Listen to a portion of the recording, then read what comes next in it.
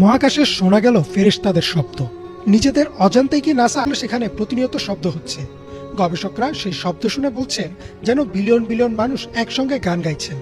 অথচ শবে মেরাজের রাতে রাসূল সাল্লাল্লাহু আলাইহি ওয়াসাল্লাম বলেছিলেন মহাকাশে প্রতিনিয়ত ফেরেশতারা জিকির করছেন। তবে কি এবার রেকর্ড করা হলো ফেরেশতাদের জিকিরের ধ্বনি?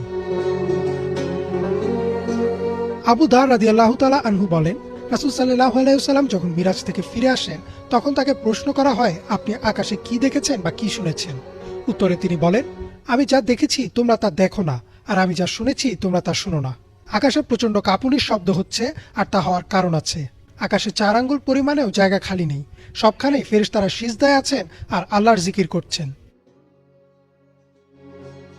রাসূল সাল্লাল্লাহু আলাইহি ওয়াসাল্লাম হাদিসটিতে প্রচন্ড ঝাঁকুনির মতো শব্দ হচ্ছে বলেন।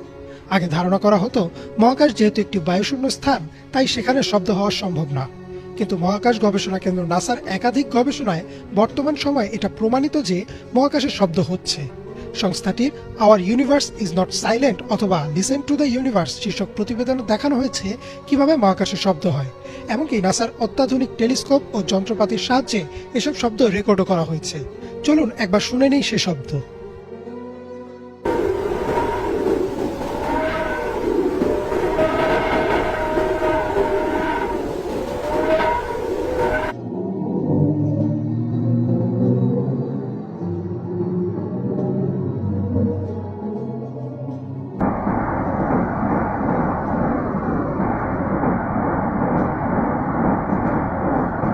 গবেষকরা বলছেন মহাকাশে মুক্তভাবে ছড়িয়ে ছিটে থাকা বিভিন্ন কণা বা নক্ষত্রের রেডিয়েশনের কারণে এ কম্পন বা ভাইব্রেশন সৃষ্টি হয়।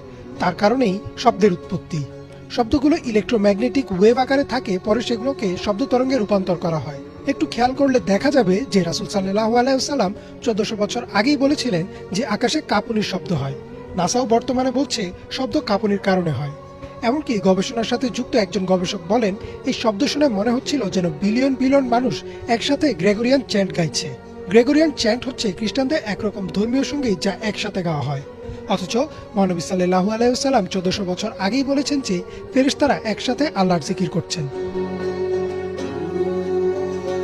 নাসা মহাকাশে এমন শব্দ আবিষ্কার করেছে ঠিকই, কিন্তু তারা এর পেছনে বিভিন্ন কারণ বর্ণনা করছেন। কোনো গবেষণায় বলা হচ্ছে নক্ষত্রের চৌম্বক ক্ষেত্র, কোথাও আবার বলা হচ্ছে প্রাচীন মহাবিশ্বের বিস্ফোরণের শব্দ।